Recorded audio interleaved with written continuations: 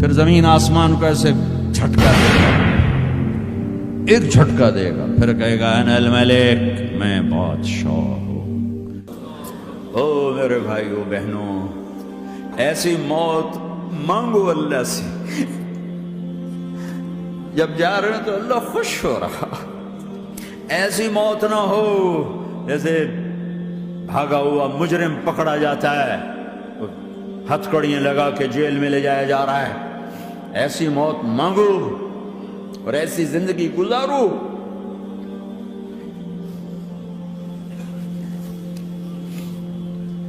موت ہمارے لیے راحت ہے، اللہ خوش ہو رہا۔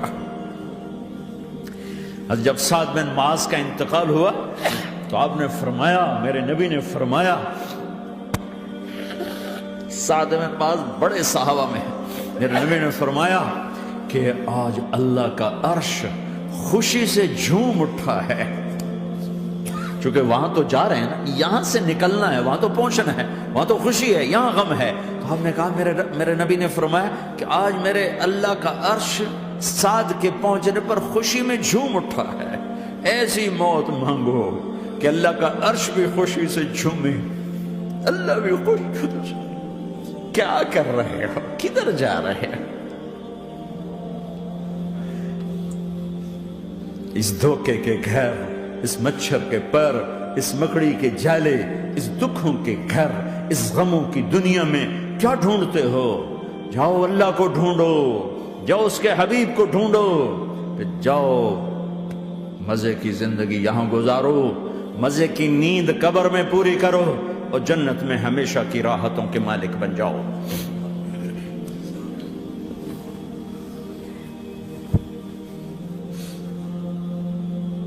کہ یا رسول اللہ، اللہ ملاقات کے شوق میں ہے۔ تو میرے نبی فرماتے کہ میرے حسنین کا کیا ہوگا؟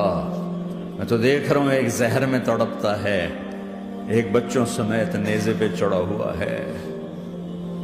ویسے بھی محرم ہمیں یاد دلاتا ہے کہ اللہ کو راضی کرنے کے لیے آخری حدوں تک پہنچنا بھی کامیابی کا صحرا گلے میں ڈالنا ہے۔ ایک نے فتح کا جھنڈا گاڑا، قیامت تک کے لیے ذلت اس کے ماتھے کا نشان بن گئی۔ ایک نے سر کٹا کے نیزے پہ چڑھایا اور قیامت تک کے لیے عزت کا صحرا گلے میں ڈال لیا۔ کیوں کہ ایک دنیا کی بازی ہارا پر اللہ کو لے کے جیت گیا، اور ایک دنیا کی بازی جیتا اور اللہ کو کھو کے ہار گیا۔ اللہ کو پا لینے کے بعد کوئی ہار نہیں، اللہ کو کھو دینے کے بعد کوئی جیت نہیں۔ اللہ کو اپنا مطلب بناؤ، اللہ کو مطلب بناؤ، اللہ کو مطلب بناؤ، اللہ کو اپنی زندگی کا مقصد بناؤ۔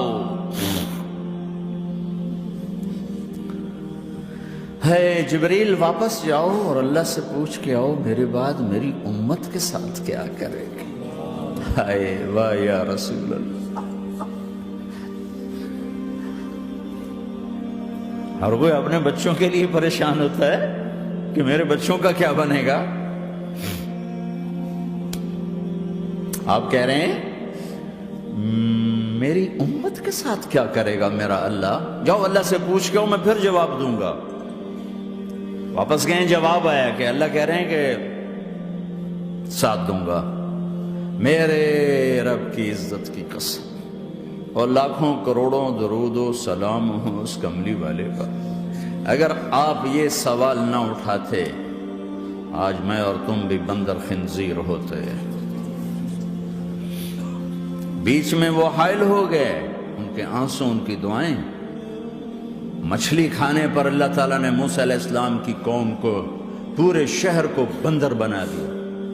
مچھلی کھانا کون سا گناہ ہے؟ اللہ نے کہا بس ہفتے کو نہیں کھانی، کھاؤ، اتوار پیر منگل بدھ جمعہ جمعہ کھاؤ، ہفتہ نہیں۔ مگر نہیں کھائیں گے، کھایا، اللہ نے بندر بنا دیا۔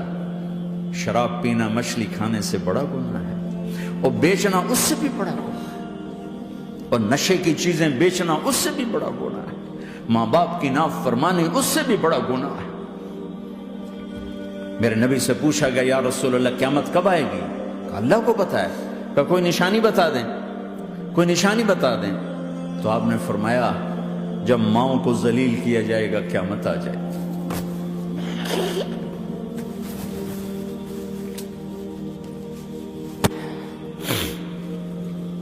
یہ تو اس کی دعائیں ہیں، بیچ میں آ کے کھڑی ہو جاتی ہیں. اللہ تعالیٰ نے کسی کو بندر بنایا، کسی کو خنزیر بنایا، کسی کو زمین میں دھسایا، کسی کو پانیوں میں بہایا، کسی کو ہواؤں سے اڑایا، کسی پر آگ کو برسایا، کسی پر بجلیوں کی چمک کو سے ان کو راکھ کیا. کب میرے رب نے کیا کچھ نہیں کیا. وَكَمْ أَهْلَكْنَا مِنَ الْقُرُونِ مِنْ بَعْدِ نُوحٍ وَكَفَى بِرَبِّكَ بِذُنُوبِ عِبَادِهِ خَبِيرًا بَصِيرًا. کیا کچھ نہیں ہوا ہمارے ساتھ، وہ کچھ کیوں نہیں ہوا کہ وہ کملی والے کی دعائیں ہیں، دعائیں ہیں، دعائیں ہیں، رونا دھونا ہے، امتی امتی. اچھا چلو یہ تو دنیا ہو گئی، آپ نے یاد رکھا. میدان معاشر میں میرے نبی نے فرمایا جب جہنم کو لایا جائے گا اور ایک چیخ مارے گی، کوئی کسی کو یاد نہیں کرے گا، سب بھول جائیں گے. ہر ایک کی زبان کے آپ نے مشہور لفظ سنا ہوگا، نفسی نفسی. جب جہنم آئے گی تو ایک چیخ مارے گی، اور کئی بلین فرشتے اس کو پکڑ کے لا رہے ہوں گے، اور وہ ان کے ہاتھوں سے نکل رہی ہوگی، اور اس کی آگ کے شعلے اور اس کا دھواں اور اس کی چیخ اور اس کی آواز. تو جب وہ قریب آئے گی تو اس کے آواز پر سارے مرد عورت زمین پر گریں گے اور سب کہیں گے یا رب نفسی نفسی، یا رب نفسی نفسی، یا رب نفسی نفسی. یا اللہ میری جان، میری جان، ماں نہیں، ابا نہیں، بیوی نہیں، بچے نہیں، بھائی نہیں، میری جان. چلو میں تو آپ عام لوگ ہیں، انبیاء نبی کہیں گے یا اللہ میری جان. ابراہیم خلیل جیسے کہیں گے یا اللہ میں کسی کا سوال نہیں کرتا، باپ کا بھی نہیں کرتا، میری جان. اور عیسیٰ علیہ السلام جیسی ہستی کہیں گے یا اللہ میں اپنی ماں مریم کا بھی سوال نہیں کرتا، میری جان، میری جان. عیسیٰ علیہ السلام سے لے کر آدم علیہ السلام تک نفسی نفسی. نوح علیہ السلام نفسی نفسی. یحییٰ زکریا باپ بیٹا ہیں لیکن نفسی نفسی. سلیمان داؤد باپ بیٹا ہیں لیکن نفسی نفسی. یوسف یعقوب باپ بیٹا ہیں لیکن نفسی نفسی. یعقوب و اسحاق باپ بیٹا ہیں لیکن نفسی نفسی. اسحاق ابراہیم باپ بیٹا ہیں لیکن نفسی نفسی. اسماعیل ابراہیم باپ بیٹا ہیں لیکن نفسی نفسی. یہ نبیوں کا حال ہے، میرا کیا حال ہوگا؟ لیکن اسی ہنگامے میں جب ہر مرد عورت کہے گا نفسی نفسی، ایک آواز ابھرے گی امتی امتی. ایک آواز آئے گی امتی امتی. ایک دکھ بھری، ایک درد بھری آواز آئے گی امتی امتی. سننے والے حیران ہوں گے یہ کون ہے، یہ کون ہے جو اپنے آپ کو نہیں مانگ رہا، اپنی امت کو مانگ رہا ہے، یہ کون ہے؟ جب آواز کی طرف نظریں لگیں گی، او یہ تو محمد الرسول اللہ ہے.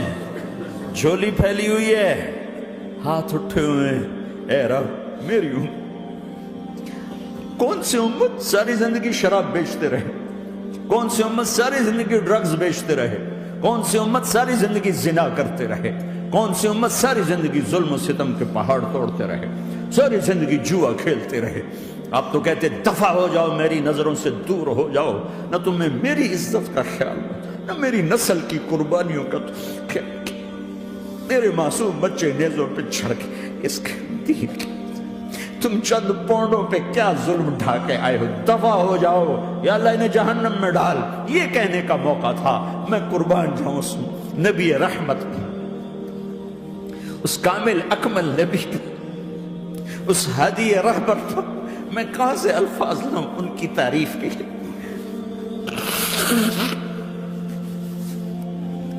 دو ہستیوں کا حق نہیں ادا کیا جا سکتا، ایک اللہ، ایک اللہ کا رسول. ہر ایک کا حق ادا ہو سکتا ہے، اللہ اور اس کے رسول کا حق نہیں ادا ہو سکتا. وہ کہتے جا اللہ ان کو آگ میں ڈال دے.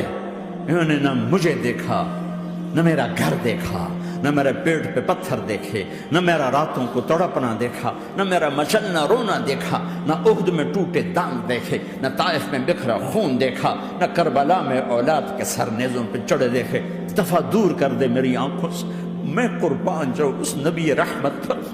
کہہ رہے ہیں یا اللہ میری امت، یا اللہ میری امت، یا اللہ میری امت، یا اللہ میری امت. نہ یہاں بھلایا نہ وہاں بھلایا. آپ کے لیے ممبر آئے گا، میرے حبیب بیٹھو، تو آپ کہیں گے اب مجھے خیال آئے گا اگر میں بیٹھا تو یہ مجھے لے کے جنت میں نہ چلا جائے، اور اللہ کہہ رہا بیٹھو، تو میں کیا کروں گا؟ میں خود زمین پہ کھڑا رہوں گا، ممبر پہ ہاتھ رکھ دوں گا کہ اللہ تیری مان لی، میں ہاتھ رکھا ہوا ہے، لیکن میں بیٹھوں گا نہیں کہ میں اپنی امت کا آخری حساب کروا کے ہی جاؤں گا، ایسے نہیں جاؤں گا۔ آؤ بھائی، ہمارا نیا سال ہمارا سال تو محرم سے شروع ہوتا ہے، ویسے تو جنوری بھی اللہ کا، محرم بھی اللہ کا، سورج اللہ نے بنایا تو جنوری فروری بھی اللہ کا، اور چاند اللہ نے بنایا تو محرم ربیع الاول بھی اللہ تعالیٰ کا، دونوں ہی اللہ کے ہیں، کسی نے یہ لے لیا کسی نے وہ لے لیا۔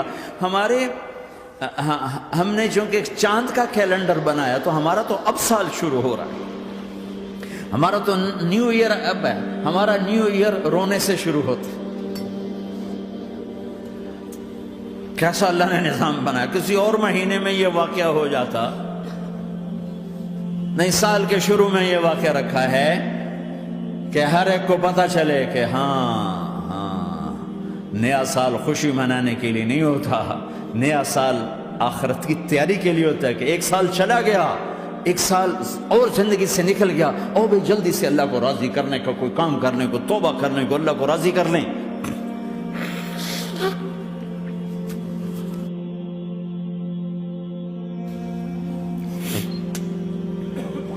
لیکن آپ کیا کہہ رہے ہیں؟ یا رب امتی امت، یا رب امتی امت، یا اللہ میری امت، یا اللہ میری امت، یا اللہ میری امت۔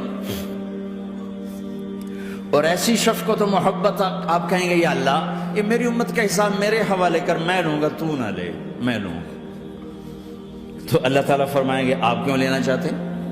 کہیں گے میں اس لیے لینا چاہتا ہوں کہ ان کے جتنے عیب ثواب ہیں نا وہ کسی کو پتہ نہ چلے، تو میرے سامنے آ جائیں تو ان کو شرمندہ نہ ہونا پڑے، تو میں قربان جاؤں۔ پھر وہ رب محمد ہے، اس نے اپنے حبیب کی لاج رکھنی ہے، وہ کہیں گے میرے محبوب اگر آپ ان کا حساب لیں گے اور آپ ان کے گناہ دیکھیں گے تو پھر ان کو آپ سے تو بڑی شرم آئے گی، نہیں میں آپ کو بھی نہیں دیتا، میں ان کا حساب پردے کے پیچھے لوں گا، کسی کو پتہ نہیں چلنے دوں گا۔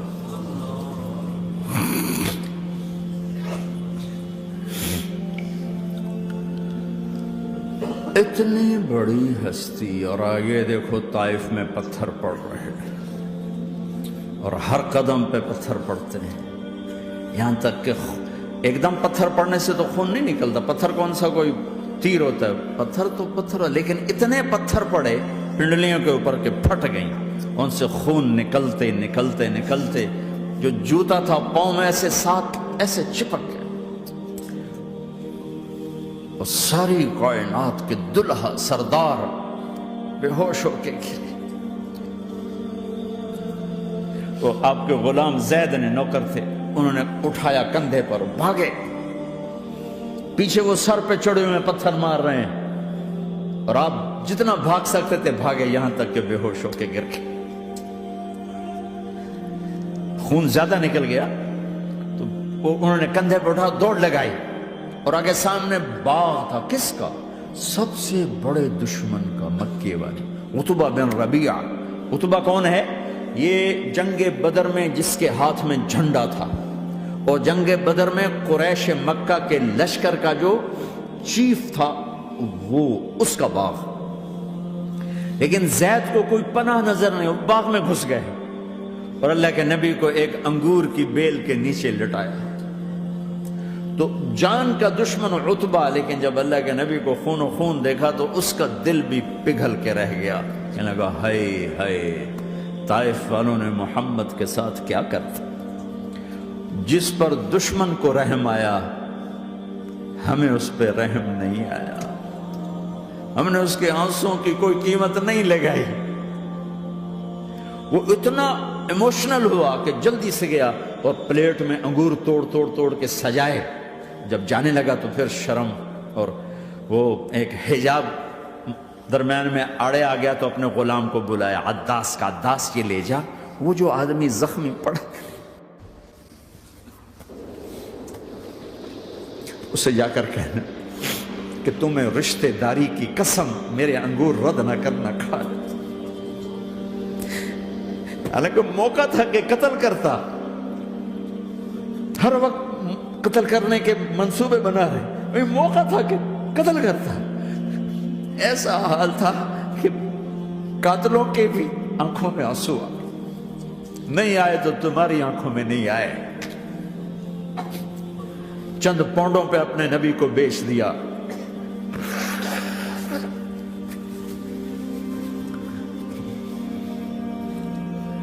کہنے کا عداس یہ لے جا۔ وہ جو آدمی لیٹر پڑا اسے کہنا تو میں رشتہ داری کی قسم دیتا ہوں میرے انگور رد نہ کرنا، کھا۔ عداس آئے اور آ کر انگور پیش کیے، تب آپ نے ایک انگور اٹھا کر بسم اللہ۔ تو عداس کہنے لگا یہ لفظ یہاں تو لوگ نہیں بولتے۔ آپ نے پوچھا تو کہاں کا ہے؟ کہا میں نینوا کا ہوں۔ اچھا، میرے بھائی یونس کے شہر کا، یونس علیہ السلام۔ وہ کہنے لگا ما ادراک ما یونس، آپ کو یونس کا کیسے پتا ہے؟ تو آپ نے فرمایا میں اللہ کا نبی ہوں، وہ بھی اللہ کا نبی تھا۔ تو عداس نے ایک دم آپ کے پاؤں پکڑے اور چومنا شروع کیا اور کلمہ پڑھ لیا، تو آپ کو اپنے سارے زخم بھول گئے۔ پھر جو آپ نے اللہ سے بات کی ہے نا، آئے ہائے ہائے ہائے ہائے، کیا اللہ پاک کے سامنے اللہم اشکو الیک ضعف قوتی وقلت حیلتی وحوانی علی الناس۔ اے میرے رب، آج تجھ سے گلہ نہ کرو، آج تجھ سے گلہ نہ کرو، تو نے مجھے کن کے حوالے کر دی، تو نے مجھے کن کے حوالے کر دی؟ الى عدو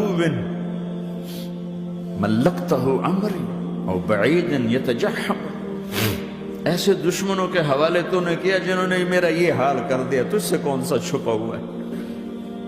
ساتوں آسمان لرز گئے، عرش کانپ اٹھا، اور جبریل فرشتے کو لے کر ایک سیکنڈ کے کروڑویں حصے میں حاضر، یا رسول اللہ حکم فرمائیں اطبق علیہم الاخشبین، یہ دو پہاڑ اٹھاؤں گا اور یوں ایسے چکی کی طرح یوں کر دوں گا۔ نبی رحمت، نبی رحمت، نبی رحمت۔ ارے تم تو آپس میں رحمت نہیں رہے ہو، ایسی فرقہ واریت کی آگ میں جلے ہو کہ ایک دوسرے کو سلام کرنا چھوڑ گئے، ایک دوسرے کے پیچھے نمازیں پڑھنا چھوڑ گئے۔ اور جاؤ پاکستان میں دیکھو ایک دوسرے کے خون کے پیسے پھر رہے ہیں۔ یہ کون سی امت ہے؟ یہ کون سا اسلام ہے؟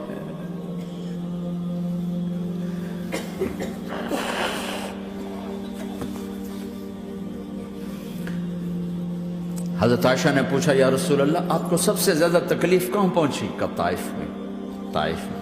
23 برس میں سب سے زیادہ تکلیف کہاں پہنچی؟ فرمایا طائف میں۔